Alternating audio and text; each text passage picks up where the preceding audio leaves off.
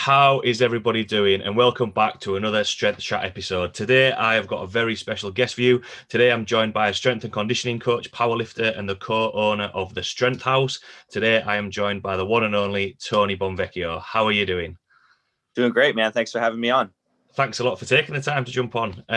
How are you? What's been happening in your world? How's the last year of COVID craziness been? I think I think everybody's gone through hell and back this past year, but we're doing great now. We've come back better on the other side as far as the business has gone.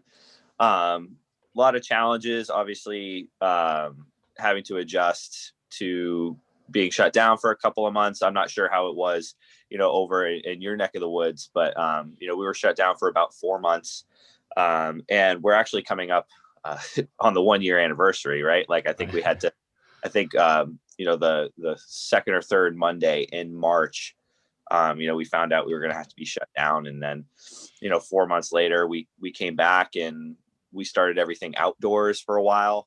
But yeah, we switched our business model around quite a bit to adapt to capacity restrictions. And but honestly, everything, it's a cliche right now, like it was a blessing in disguise. It really forced us to look at the way that we were running our business. I think they're much more efficient now. My business partner, Greg Robbins, and I, we took a lot of time to reflect and put ourselves in positions to do more of what we're passionate about and what energizes us. And for me, that was working more with our adults and our power lifters. And for Greg, that was working more with our athletes. So yeah, I mean, it was insane. I think that's like an understatement that, I think everybody had a crazy year, but we made the best of it. And I think we were forced to make some really positive changes where otherwise we may not have made those changes. Yeah, definitely, and it sounds like a similar thing that happened over here in the UK, where we were shut down, and then we had a month lockdown in November, and then we came back to the gym in the new year, and then the gyms have been closed since sort of like the first week in January. We've got an announcement saying it was going to be opening back up in April, but I think one of the things that potentially a lot of people struggle with is time. Whereas with things shut down, rather than going from session to session, it gave everyone a little bit of time to put things in place for when the gym reopens. Are you kind of back to? I know you mentioned about the capacity side of things, but in terms of sessions and back to sort of like normal coaching, if you like, now back in the gym. Yeah, for sure. We've been back coaching in person since I think last June or July. I didn't realize that things were still shut down in the UK. That sucks, man. I'm sorry. Yeah. It was kind of after Christmas, gyms were reopening, and we were like, right, we're back in. We're gonna, New Year, and then yeah. I think it's me. I think I must be the unlucky charm, because every time I've been in the gym, I've been the last coach in the gym to lock up every time that there's been a lockdown. So we were in for one day on a Monday, and then the next day, yeah, we had to shut down again. But hopefully, fingers crossed, things will get back up. But especially with it being sort of like the third lockdown now over here in the UK, I think the response from the clients and members has been great. There's been a couple of my clients that have been lucky enough to have like garage gyms. So in terms of the powerlifting side of things, not a lot has changed, but I know in the first lockdown, myself and a couple of the powerlifters from the gym would have been the first sort of qualifier for the nationals, so like the regional. So they went from lifting relatively heavy to then lockdown, and then yeah, it was like a really stark contrast in training. But hopefully, looking at how other countries and how other things are getting back to normal, we can get back into what we enjoy doing come April time. For everyone, obviously mentioned there a little bit about your powerlifting background, corner of the Strength House. For anyone listening who might not know your background, your experience of coaching and training, just want to give a little bit of a background to yourself? Yeah. So I started lifting for college baseball. I was a college baseball player. So probably started lifting like with a serious, consistency and intent probably back in like 2006. And then as soon as my college baseball career was over, I started training for powerlifting. I did my first powerlifting meet the year I graduated from college in 2010. So I've been competing for about 11 years now. Always knew I was going to be a better lifter than a baseball player. It was just like undersized, underskilled, got by in baseball just on like being pretty strong and just working hard. I think a common theme for a lot of people who get into powerlifting, like they get into powerlifting to replace the competitive nature that they lose when they don't have organized sports anymore. But yeah, it just always resonated with me. Just loved lifting heavy and training hard.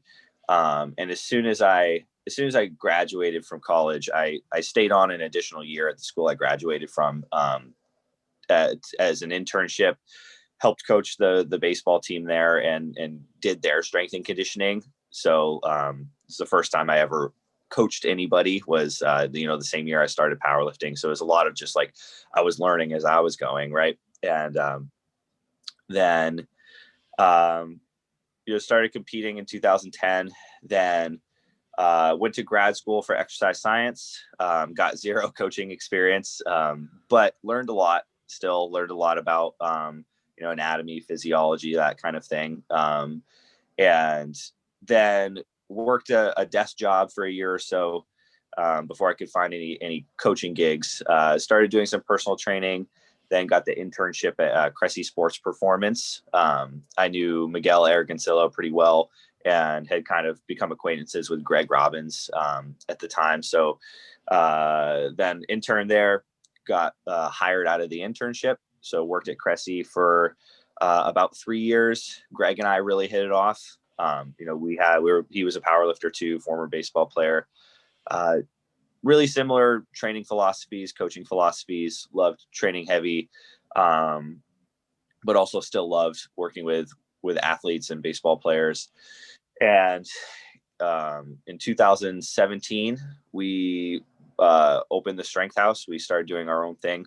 We had merged our online businesses together when we were at CSP, and that kind of like flourished into this thriving online community where we were training a lot of competitive powerlifters, and I do think that that set us up nicely to be able to do our own brick and mortar thing, because we were profitable right from the first day because we had a pretty thriving online business, and that helped us build up the capital to do the brick and mortar thing. So we've been running the Strength House in person since 2017, where we train, primarily team sport athletes. We train a good amount of competitive powerlifters, and then we train a ton of adults who don't compete in powerlifting yet. Some of them may not, but they still love training like powerlifters. Yeah. So all of our adult training still revolves around squat, bench, deadlift, training heavy, lifting hard. And yeah, we continue to do that to this day.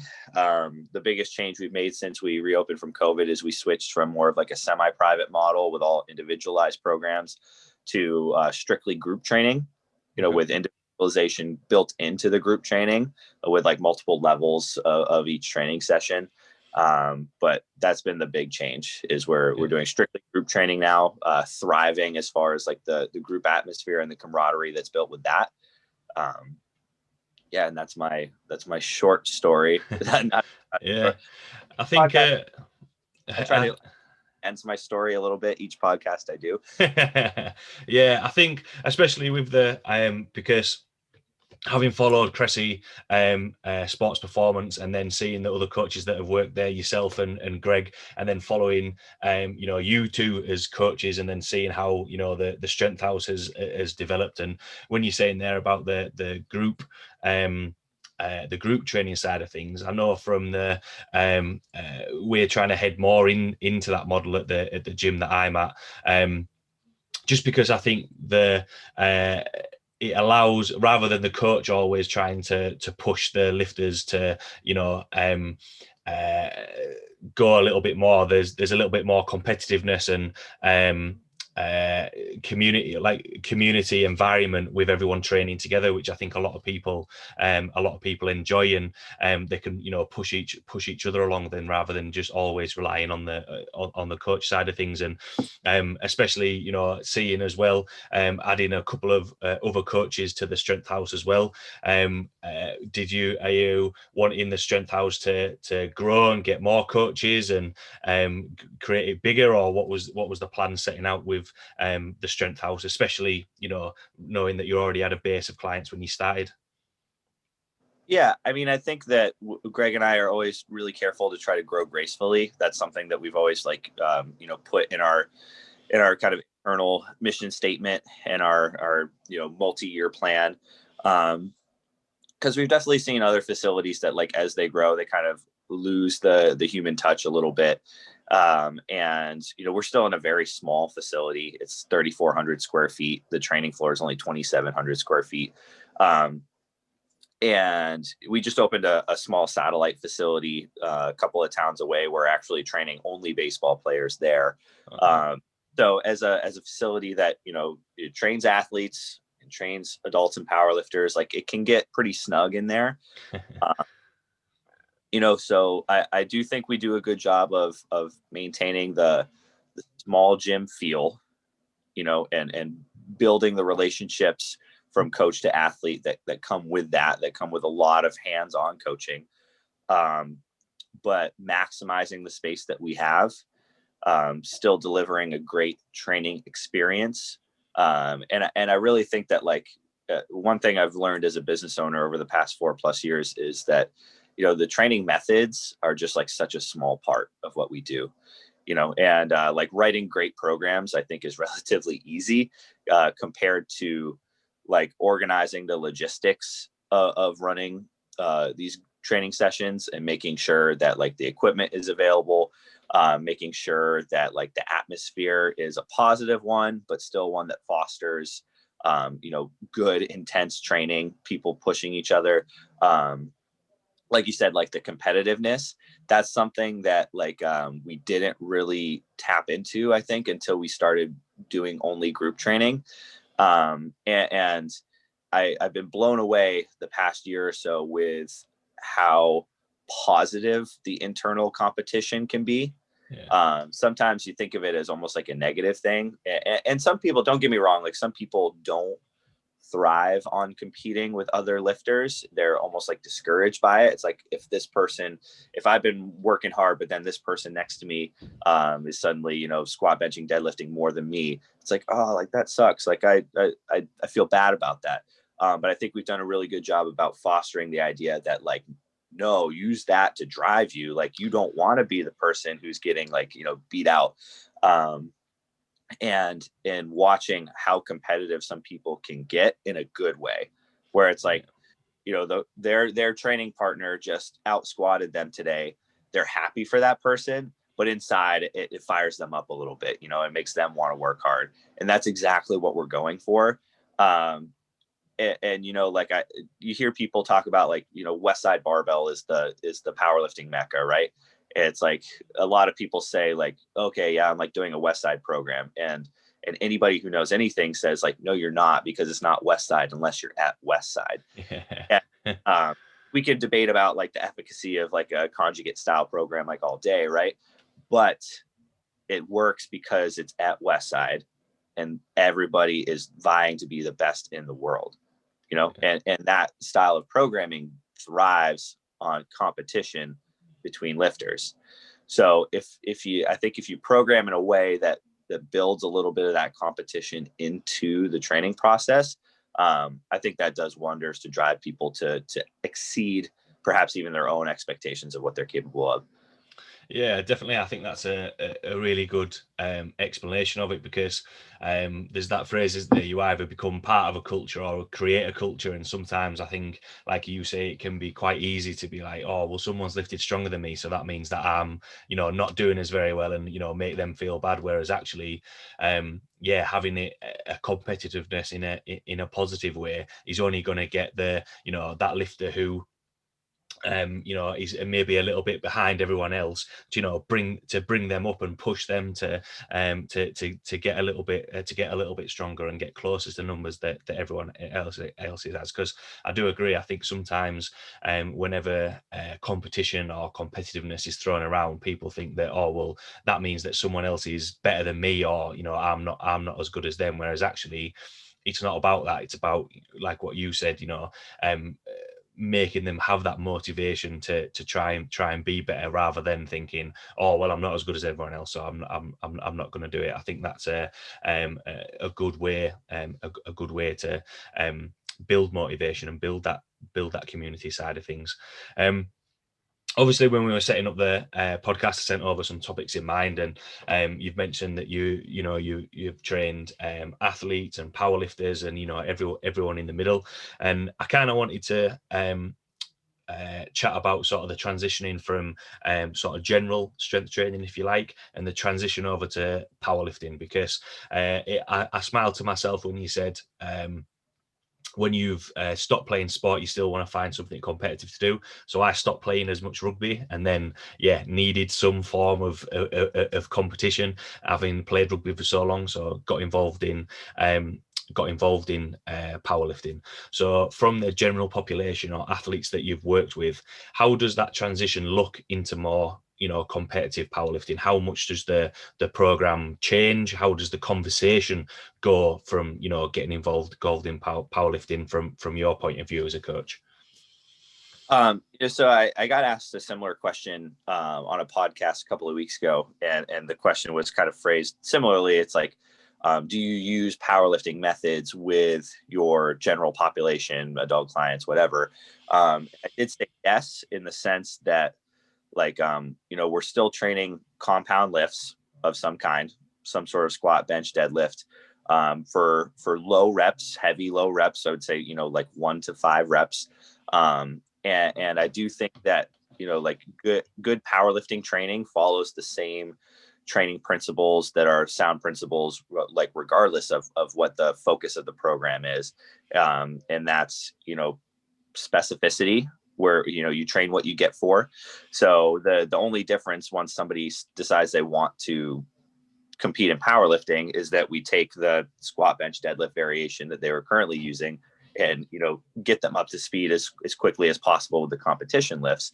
I think we have a pretty good system, both for our athlete groups and our adult groups, where we have multiple levels, and we start people in the level that they're most ready for. We have certain standards of strength, certain standards of technique that you must demonstrate to get from level to level. And our adults who are starting out in level 1, they're dumbbell goblet squatting, they're kettlebell sumo deadlifting, they're dumbbell floor pressing. They're doing those really basic lifts until they reach a certain strength standard, and then they can graduate into the next level. And our typical progression is dumbbell goblet squat, safety bar squat, back squat. We're doing dumbbell floor press into barbell bench press. We're doing kettlebell sumo deadlift into trap bar deadlift into conventional or sumo deadlift. And there's actually a beginner's powerlifting meet that's going on in May, in the town next to us. And I think we have like 15 or 16 lifters who have committed to doing it now. And a lot of them had not graduated to like competition lifts yet. So we like fast track them and said, like, okay, if you want to do this, you got to show competency in these lifts. So it's time to hurry up. It's time to grow up quickly. And they've done great with it. And I do think that that's why having those standards has served us really, really well, because we're not jumping people into lifts that they're not ready for yet. And that's a huge mistake that I made as a coach early on, is trying to get people to do stuff that they simply weren't ready for right off the bat.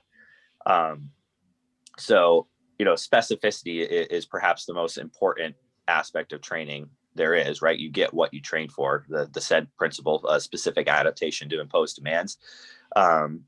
So that's really the biggest difference, is just like where with our adults who aren't necessarily powerlifting, we just use different main lifts, but they still train like powerlifters, and I do think good powerlifting training follows simple, progressive overload, like any good program. where we're making sure that we're progressing in a sustainable way, that we're always doing a little bit more than we did before. Good planning, like you can also argue about the efficacy of kind of your typical periodization models, your block periodization, and running hypertrophy blocks and general strength blocks and peaking blocks and whatever. But I think when you look at any good program, there's planning with room for auto regulation, and we use a ton of auto regulation. We teach our lifters how to use the RPE scale and judge RPE and call a lot of their own weights, which I think is hugely important. I'm always eliciting feedback from my lifters and asking them to self-assess and like, what do you think you did well there? What was the difficulty there? How many reps did you have left in the tank there? And really teach them to take ownership. So I think if you have specificity, if you have progressive overload, and you build in auto regulation, like I think that you can have just about anybody train like a power lifter, because those are really, I think, the three cornerstones of any good training program, but especially powerlifting, where you're trying to get as strong as possible in your 1 rep max in the squat, bench, and deadlift. Yeah, absolutely. I thought that was quite a good explanation there, because I think sometimes, if you're, when people say, oh, you're going to train like an athlete, you're going to train like a powerlifter, that it's something, or train like a weightlifter, it's something crazy and completely not, what they used to do. Whereas actually, exactly like what you said there, every program's still going to follow those principles of programming, and it's just got to be specific to what you're actually doing. So if you are going to be a powerlifter, you need to be doing back squat, bench, and whatever variation, whether it's sumo or conventional for your deadlift. One thing I wanted to touch on, which was actually, I felt as though you were reading my note, you were reading my notes there about strength standards, which I kind of wanted to touch on, because there's sometimes that thought process of, I'm not strong enough to go to a competition, and I know quite a lot of different coaches will have their own strength standards or exercises that they use. And you mentioned there, obviously, sort of fast tracking some of the lifters to be like, look, this is where we need to be. What are your thoughts on people that are saying, or lifters that are saying that they're not strong enough, and what's your process of, like what you mentioned there, about fast tracking them and making sure that they're hitting those standards, but equally, not making it so that they're trying to get there with their eyes bleeding and the spine hanging out of the back. Yeah. I do think that's probably the most common objection that you hear from lifters when you ask them if they're interested in powerlifting. They're like, I don't think I'm strong enough yet. And that's one of the cool things about powerlifting, is that like anybody can do it. It's different than, say, like a strongman competition, where like the weights are what they are, the events are what they are. If you can't lift it, you can't play with us. But like, I do think there's something special to that too. I know I haven't even been powerlifting that long by the grand scheme of things, 11 years. But the sport has become so much more accessible over the past decade, in a very good way, in a way that like anybody can do it. As long as you can lift the bar, you're good to go. You choose your own weights. And I explain that to people. It's like, you're running your own race. There's nobody you're competing against except yourself. And when you get into powerlifting, it's going to be a little while before you worry about competing against other people, about winning your weight class, about qualifying for a national meet, about winning nationals. It's one step at a time, right? Yeah. And I think that is really attractive to a lot of people. It's like you can compete, but you're not worried about losing. You're not worrying about being beat by your opponents. So like there really is, as long as you choose your weights intelligently, you choose your attempts intelligently, and you you practice the commands, that way you're under control, and you know what you're doing when you go to the meet. Like, you can't lose. Yeah. You might miss a lift here and there, you might fall a little short of what you thought you could do, but like, no matter what, like getting up there on the platform and executing in a competitive environment, like it's hard, and it takes a lot of guts to go up there and put yourself out there. I always joke, like, powerlifting's hard because you're basically lifting in your underwear in front of strangers. Like, you know, it's a little bit more challenging to lift well in that environment than it is just in the gym where you're comfortable and, you know, like everything, the environment can be completely controlled. But yeah, like I do think when you have the conversation with the athlete that it's like, you choose your own weights. There's no such thing as not strong enough. They kind of that fear gets eased a little bit and they get more comfortable with the idea of competing. Yeah, it is one of those strange things, because I know from as I was laughing because I was thinking about my first competition, from, you know, training in the gym to then you walk out on the platform and it's like, oh right, I'm not just training with other people that are just lifting in the gym. There's actually an audience there. But I think for a lot of people and a lot of clients that I've taken to competitions, I always feel as though once that first squat's out of the way, or they've got into the warm-up room and they've got into the swing of things, you know, I like to say, you know, you've squatted before. We're not asking you to, you know, walk out onto the platform and do, you know, a clean and jerk. We're doing the exercises that we've done before, and yeah, once that first one's out of the way, I think it builds confidence, and they realise that, because especially coming from a rugby background, and it's, you know, 15 against 15, right? We want to beat that other team. It's one of those environments, I feel like, in powerlifting where actually, you know, regardless of your strength level, whether you're looking to break a national or world record, or whether it's your first competition looking just to, you know, get your total, everyone's wanting everyone to do better, which I think is a unique sort of an environment that especially coming from a different background, is good to see and quite refreshing. One thing I also wanted to touch on about when you mentioned about strength standards there, and you mentioned the goblet squat and then trap bar and progressing. What are your thoughts on having strength standards for both sort of lifting weight, but also, you know, body weight markers of strength? Do you use both to help people progress into powerlifting, or would you just use sort of the more weight bearing side of things for strength standards? Yeah, that's a great question. And you know, Greg and I kind of like when COVID hit and we knew that we were going to do more of the group training side of things, when we reopened, we sat down and mapped out some standards that we wanted people to be able to uphold before we move them into each lift variation. So it is a combination of strength standards as well as some, I guess you could call it mobility based stuff. You might just call it like movement quality. Being able to do some things that you should be able to do to stay healthy. Because I don't really believe that you can, you know, create a system for movement. There are systems out there to try to categorize and score movement, and I just think that movement is far too complex for that. But we kind of settled on some exercises that you should be able to accomplish that are going to give you the best chance to also stay healthy while training really heavy. Because we didn't want to just have strength standards and have people get strong at all costs and end up and deal with, you know, injuries and stuff like that. You know, so to everyone who trains with us for the first time, unless they have some pretty significant training experience, they start at level 1 and test out of level 1. For example, like we have a goblet squat test, and to be able to move from, you know, goblet squat to safety bar squat, women have to be able to goblet squat 65 pounds for 10 reps. Men have to be able to squat 100 pounds for 10 reps to move to the safety squat bar. You have to be able to do X number of push-ups, X number of inverted rows. We have some body weight stuff, such as like face the wall, like overhead squat with different implements. We work a lot on Turkish get-ups. I was very anti-Turkish get-up for a long time. I thought it was kind of like just like a party trick.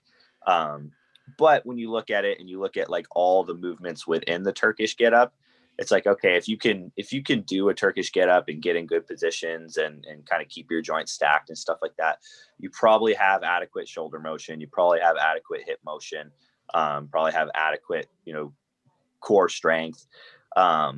So things like that are like built into the test as well, where it's like, okay, you may be strong, but like you move like shit. So like, we're not going to move you into the next level yet. I'd never say that to anybody, but the point, it's not just all about getting strong at all costs. And to have like a sustainable powerlifting career, you got to pay attention to that stuff. Yeah. We're certainly not doing like, table tests where we're measuring degrees of hip internal rotation, shoulder flex, not stuff like that, but like being creative and finding movements that include those things and working on those within our program too. A lot of our more lower level lifters, like they're pairing their squats with some sort of Turkish get up variation. They're pairing their bench press with some sort of hip mobility drill. We're building those within the program, and we have there's more of a purpose for them, because like rather than just picking random mobility drills or core exercises or whatever and having people be like, this is dumb, I don't want to do this, I can be like, okay, here's why we're doing this. It's part of your level 2 test. So if you want to move up to level 2, like this is important, and here's why it's important. To move from safety bar squats to back squats, women have to be able to squat 1.5 times body weight. Men have to be able to squat double body weight. To move from the trap bar deadlift to a conventional or sumo deadlift, women have to be able to deadlift double body weight. Men have to be able to deadlift 2.5 times body weight. So like the standards are high, but the reason for that, I think, is because I spent so many years letting people move onto those next variations too quickly. And we just want to make sure that people are like, getting that they're buying into the process, that they understand that like this is to make sure that when they do move to that next variation, they can hit the ground running. Because nothing sucks for a coach and a lifter like being moved to the next thing and then realizing you moved too quickly and then being pulled back. Right. And it's a real shot to their ego where it's like, okay, we tried conventional deadlifting, but it's just not going to work. So we're going to go back to the trap bar. And there's absolutely nothing wrong with, like using the trap bar. And a lot of our lifters who have no intention of competing in powerlifting will safety bar squat and trap bar deadlift indefinitely, and those are probably better long-term lifts for people to use if they want to feel awesome and not like beat the shit out of themselves. and who's been competing for over a decade, like they're just better fits for a lot of people, a lot less joint stress. But if you put these other big lifts like up on a pedestal and then move people back, like that just makes people feel bad about themselves. So it's like we really want to make them earn it. We want to make them make sure they're ready for it.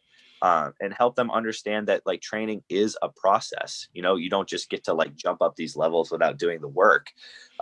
So I think that really sets the tone and sets the expectation, and having clear expectations like that, like that any relationship, whether it's coach to athlete or boss to employee or parent to child, anything like that, like having super clear cut expectations is so important. Leaving no wiggle room as far as like what we want from you, as the person doing the work. So that's been a really positive change that we've implemented. And I think that the lifters really respect it. It gives them something to work towards. Yeah, I think when you said it there, having a scale, but rather not having it as, rushing them too quick and then having to drop down a little bit, because you almost feel as though, or as a lifter, you'd be like, oh, well, I'm not good enough. I've been teased with doing a conventional deadlift, and now I've gone back to trap bar. I think having those standards there as well, and when you mentioned about, focusing on the mobility side of things and making sure that you still, because if you're a healthy lifter, you're going to lift for longer rather than at all costs just focusing on powerlifting, just doing those lifts, and just doing those certain movements. You might be at a greater chance of injuring yourself. I think as well with the standards in terms of assessment, if they're progressing, then you can move them on and see how they're getting better, rather than the measuring hip internal rotation and external rotation by doing a Turkish get up or other movements like that. It's kind of I don't know whether this is the right phrase, but sort of on the floor assessment and progression, rather than maybe being more in a clinical setting of measuring the finer details of everything, which doesn't necessarily mean anything to the lifter. Whereas if they can see that they've done lifted a certain weight for 10 reps on a certain exercise, and that means that they can progress, they think, oh, okay, I can see how I'm progressing, rather than if it's just numbers of degrees of movement or anything, it might not mean as much to them. And that kind of goes on to the next thing that I kind of wanted to chat about is sort of changing and improving technique. So obviously you've said there about you want your lifters to still be able to move and still be healthy, but how does that impact you changing a lifter's technique, or trying to improve their technique so that they meet the competition standards?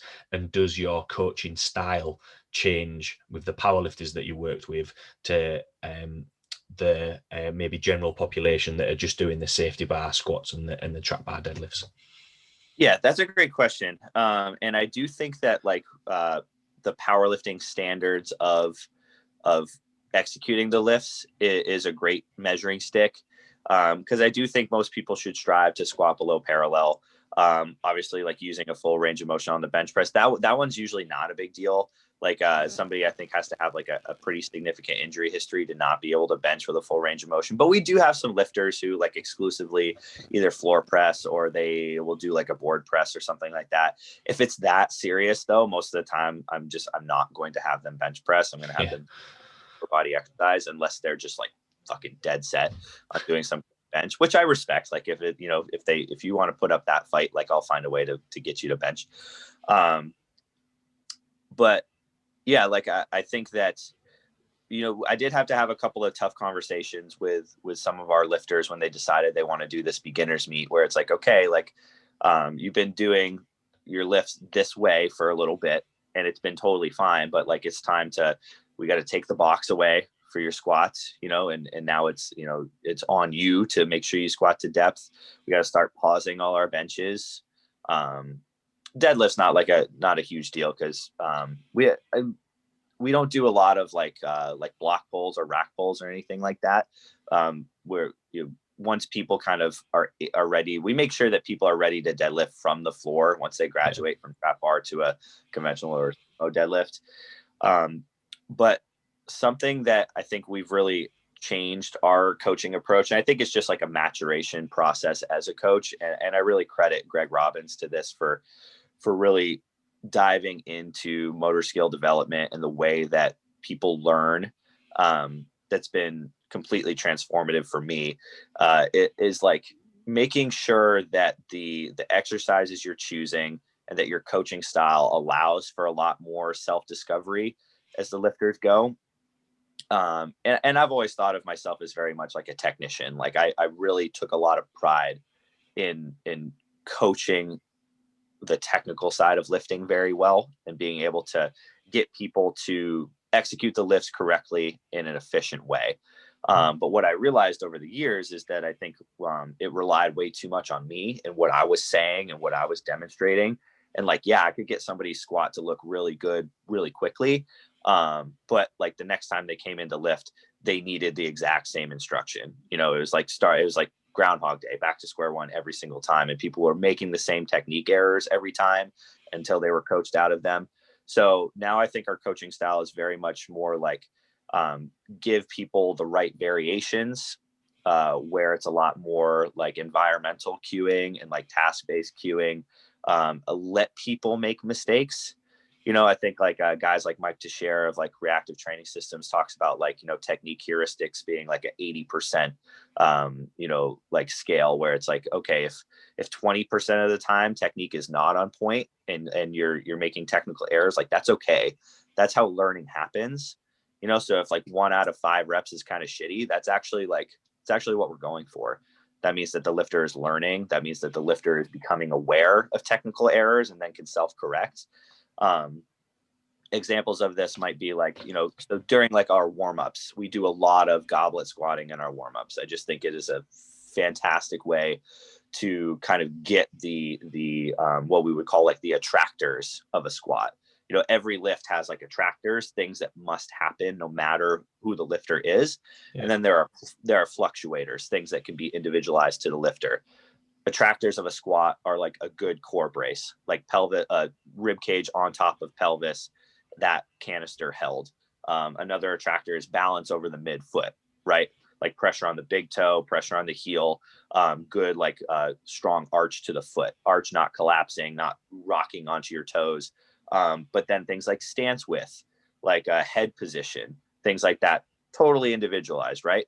Yeah. So we're doing a ton of goblet squatting on our squat day warm-ups. I tell lifters to do squats in multiple stances, right? We're doing very narrow stance squats. We're doing medium stance squats. We're doing wide stance squats. We're squatting with the kettlebell at our hips in a goblet position behind our head. We're squatting facing a wall. We're squatting with our heels elevated, with our toes elevated. So just putting them in all these different kind of exploratory positions, so they can feel what feels best, and maybe make those subtle technique adjustments on their own as they experience new things. It also lets me see them and kind of assess on the fly, like, okay, like normally this person, I'd put them in like a, typical slightly outside shoulder width stance, but you know what? Like their narrow stance looks fucking great. Like maybe they should squat a little narrower. Maybe they should have a little bit of a higher bar position.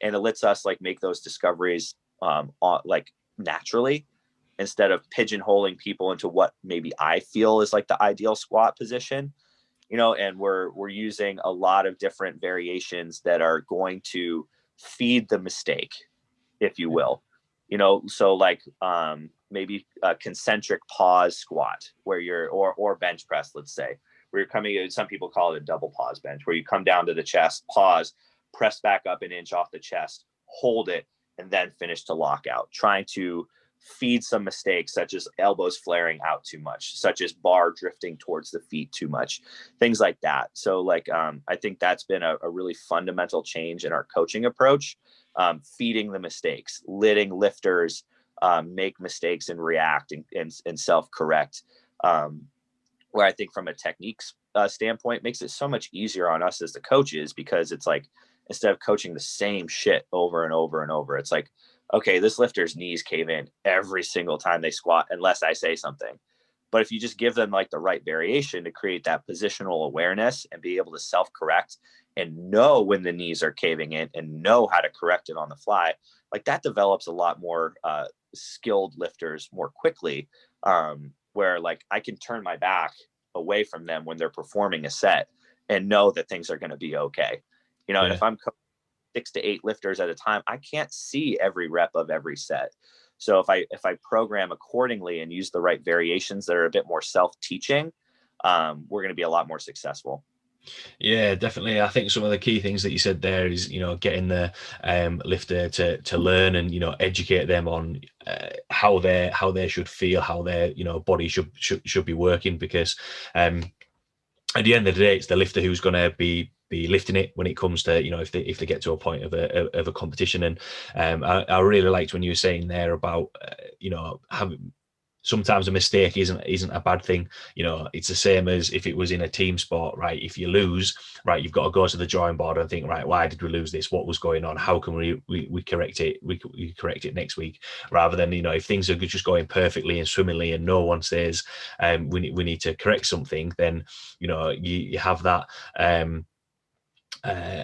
the different expectations of what's going on. And if someone's saying the same thing, over and over again, but you're not getting, as a lifter, you're not progressing, it's kind of like, well, can I just not do this movement? Can I just not do this? Is this just how it is? So, I think that was interesting in terms of using the exercises and the cues, because I think you touched on it a little bit earlier in the chat as well about, powerlifting has grown to be a lot more accessible, and you can see a lot more powerlifters on social media and all that sort of stuff. And I think people can look at certain lifters and think, oh right, well, I'm going to squat like Ray Williams or something like that. Whereas actually, yes, there's certain standards, depth on a squat, pause on your chest, but the variables in terms of stance width and all that sort of stuff can vary lifter to lifter, and getting stronger in those weak points and learning, and like you say, learning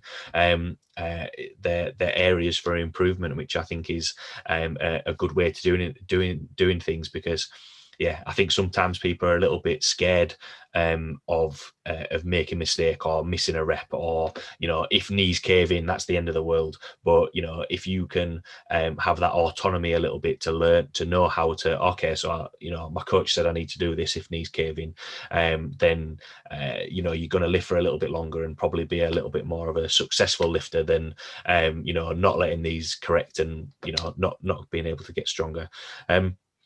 The other thing, which kind of comes, full circle to what we were chatting about in terms of the programming side of things, I know we've mentioned about there's set things that lifters will do, but also on an individual basis in terms of the best. I think split's the right word of, okay, so I'm going to squat on a Monday, bench on a Wednesday, deadlift on Friday, and then I've got another session on a weekend. Especially with how you work in terms of everyone's following a similar program. Do you adjust the days that people might squat and bench or deadlift, because there can be sometimes a little bit of a hangover from session to session, and they might have a little bit of a knock-on effect? Is that something you look into? Is that something you change with your lifters, or what are your thoughts on that? Yeah, so it's actually, we've settled into something pretty nicely with our 3 levels. So like we have like level 1, level 2, level 3. You could call them beginner, intermediate, advanced. So like the level 1s will do 4 days a week, full body. So they will squat and bench on Monday and Thursday. They will deadlift and overhead press on Tuesday and Friday. I think I said that right. Anyways, they're squatting and benching together 2 days a week, deadlifting, overhead pressing 2 days a week. So they're usually just not that strong yet. So doing full body compound lifts every day, not a big deal. They recover pretty quickly. And just like more experience with those big lifts brings them up to speed faster. Our level 2s, who are a little bit stronger, they'll still squat and bench on the same day, and then just deadlift the next day. I really like that training split. I use that personally quite a bit. I seem to respond well to that, where it's always like, but we're still undulating like heavy light. So our first squat and bench day of the week is heavy. Our first deadlift day of the week is heavy. Second training session for each of those lifts is quite a bit lighter, with more of a focus on accessory work. And then our level 3 lifters, our strongest lifters, they're using a bit more of a traditional like upper lower split. So they'll usually like bench heavy, squat heavy, bench light, deadlift heavy.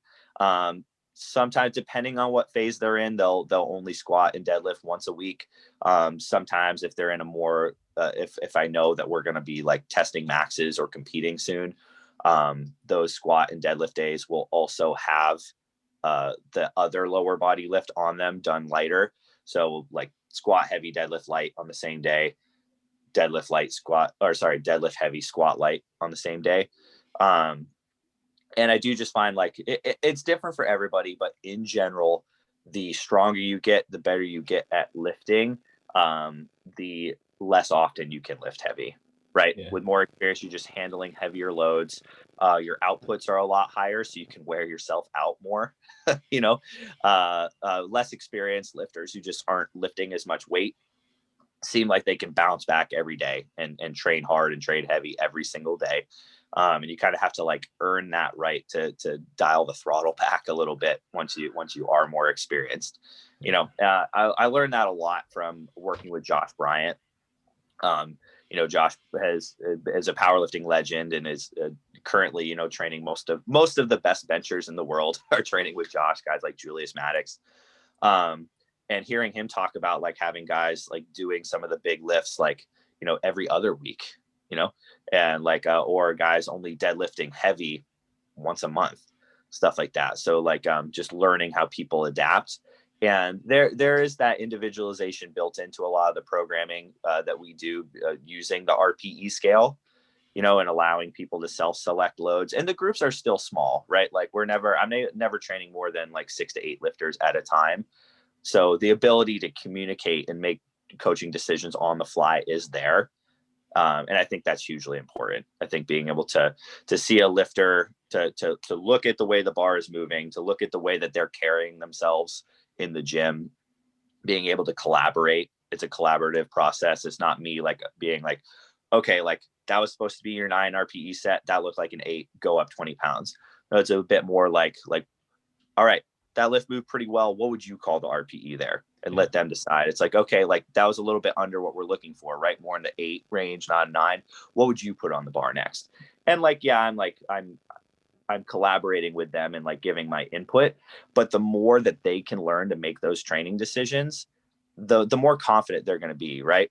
And like when they make the right decision, that is like super fulfilling, super validating for them. And that's what's really fun for me, is like watching lifters have the aha moments, light bulbs going off, you know, over their heads.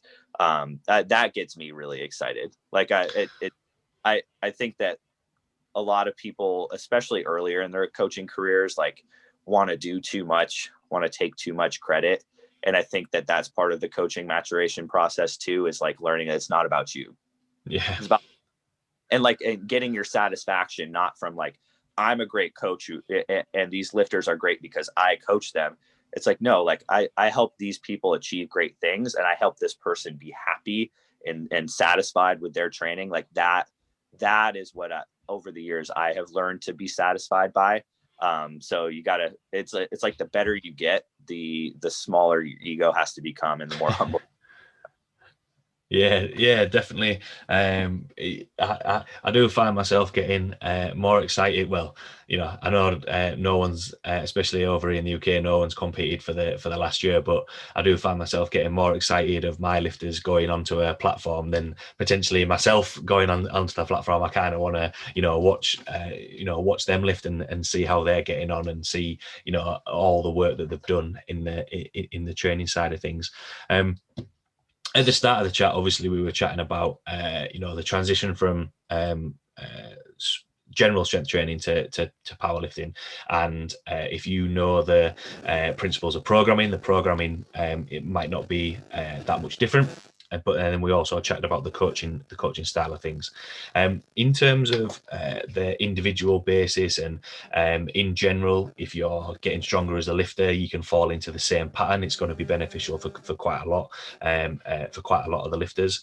If someone is saying, oh no, I can't do that split, I need to squat or bench on this day, or I need to deadlift on this day, is that more of a mental side of things from the lifter? And how would you sort of speak and coach them around that? Because sometimes I think people can, or lifters can, focus on like the small side of things, which don't really have that much of an effect, rather than focusing on the bigger picture, if that kind of makes sense. Yeah, I can't say I run into too much of that. I do sometimes, like some lifters will say stuff like that, and I try to be open to it, because a lot of things work. And the thing about any program is that, like, the number one determining factor of a program's success is the lifter's belief in it. And you see that all the time, like when a lifter starts a new program, right? Is like, they've been doing the same sort of training for, let's say, a year, and suddenly they make this like very drastic change, and very early on into this new program, they're like, oh, I feel so much stronger. Like I'm such a better lifter now. And we know that adaptations don't occur that quickly, right? They take a little bit while to take on. So that new strength that this lifter has found, like they're still actually reaping the rewards of the previous program, right? That they thought was like had been worn out, right? But the point being that if like somebody believes that something is going to work, it's probably going to work. So that's where I think, like, a lot of times now, instead of like drawing this hard line in the sand and being like, no, we're doing it my way. If a lifter comes to me with some sort of idea or some sort of, subtle alteration that's not totally going to like fuck up what we're trying to do from the group standpoint, like I'll often honor it and be like, okay, like let's try it. because if they think it's going to work, it probably will. And I'll give you an example. We have one lifter who, when we would squat and bench on the same day and deadlift on the next day, a lot of times he would just be like totally wrecked for deadlifts, and for some reason squatting seemed to affect his body a lot differently than deadlifting. So we just reversed it. He just deadlifted and benched on the first day and then came back and squatted the next day. And like, what we found over the course of a couple of weeks is that it just didn't make that much of a difference, So we just went back to doing what we were doing before. But I kind of had to like put my ego aside and be like, I know this is probably the optimal way to do things, but there's no harm in giving this a try and letting it run its course and see if it was better, and I do think I think it's important, like I said, about setting expectations, but early on in my coaching career, I think I gave lifters a lot of freedom to think that they were like overly special and individual and like needed like the perfect training program and the perfect training scenario, and they needed their special bar. And if I'm benching on this competition bench and not this one, I'm not going to be able to lift as well. And if the fucking wind is blowing the wrong direction, like I'm not going to be able to train as well. I think helping people understand that they need to be adaptable and resilient, and that like strong is strong regardless of where you are and what your program is. The example I'll often use is like Eddie Van Halen, rest in peace, one of the greatest guitar players of all time. First of all, if my lifters don't know who Eddie Van Halen is, like that's a first big problem. Put Van Halen on the stereo. But it's like Eddie Van Halen would sound like Eddie Van Halen if he was using like his stage guitar, or if he went to Walmart and like grabbed like a little kid's guitar like off the shelf, right? So strong is strong, and teaching people that like it's not about like the perfect program or the perfect scenario. It's about them. It's about like what's in here, as cliche as that sounds. So it comes down to setting those expectations. And I think as I've gone along in my coaching career and kind of figured out like the style that resonates with the most people, it's like, this is about us. This is what we do. This is what Strength House lifters do. Not so much like letting people be their own individual islands, to the point where like one of our core values at the gym is right up on the wall is no islands. And what that means to us is like, no one lifter is above the rest of the team, right? Yeah. And at the same time, on the flip side of that is like, nobody should ever feel like they're alone in their training situation. The team is there to support them. And there are still people who are going to argue that like individualized programs are the best, and that lifters cannot reach their maximum potential following like a group training template. But I'll still, right now, at least I will argue to the death, like the benefits that you get from group training, the camaraderie, the competitiveness, the atmosphere, outweigh any of the drawbacks of having like a completely individualized, drawn up from scratch program. Yeah, I think with that, and we mentioned it before, that even though it might be a group program, there's still individual aspects of that, different mobilities or anything like that. And in some shape or form, most powerlifters have somebody that they train with, a training partner, either regularly or semi-regularly, that they're training with. Yes, there'll be a lot of lifters out there that are training by themselves, especially over the last year or so. If they've got a garage gym, they are going to be training by themselves, but there's still that community of speaking to the coach or speaking to other lifters from the same gym.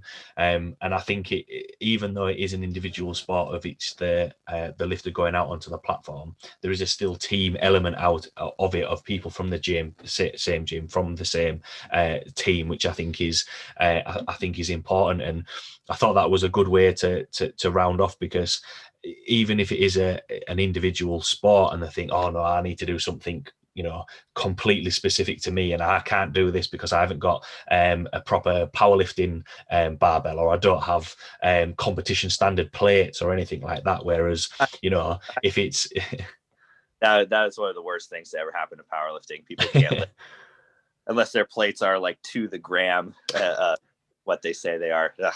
We have one set of calibrated plates, and like when people fight over that, man, that pisses me off. Yeah, I mean, we it was only it was after the sort of the first lockdown. We got some competition standard plates and a competition standard bar.